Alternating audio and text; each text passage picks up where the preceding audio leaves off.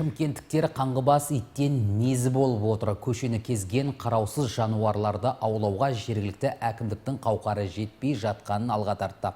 Қайнарбұлақ ауылында 4 аяқтылардың мекенінен де қайран болмай тұр. Деген уже шын айтқанда дача кіруге болмайды. Ол только дачада емес. Мынау сіз қазір неге барыңыздар, новостройкаға барыңыздар. Топырлаған иттер. Атуға болмайды дейді, ұстауға болмайды дейді. Енді не істейміз оларды?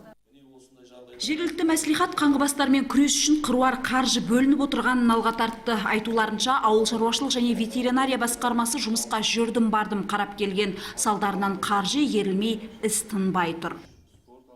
Бұл қаңғыбас иттер бойынша өкінішке орай енді біздің еліміздегі заң өзімізге қарсы жұмыс істеп тұр. Қазір таңда біз осы мәслихатта бұл мәселені көтеріп жүргенімізге уже бір 3 жылдан асып кетті. Қаражаттан аяп атқан жоқпыз. Жылына 500 миллионға шейін қаражат бөліп отырмыз. Сол қаражатты жылдың соңында игеремей қайтарып беріп жатыр.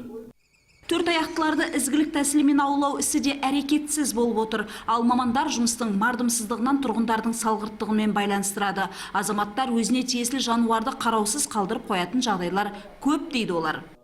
Көп тұрғындардың өзінің иттеріне жауапкершілікпен қарамай, бос жіберетін жағдайлар кездесіп жатады.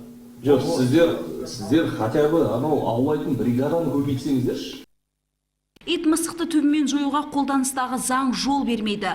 4 аяқтылардың нақты иесі барын анықтау да мүмкін емес. Сондықтан жергілікті мәслихат аулау бригадаларының санын көбейтуді ұсынды. Айтып өтейік, миллионды қалада өткен жылы 3 ит аулау бригадасы жұмыс істеген. Биыл олардың саны тағы 4-ге артты. Перизат Биназарқызы, Әлим Әлгербол Махашев, жаңалықтар.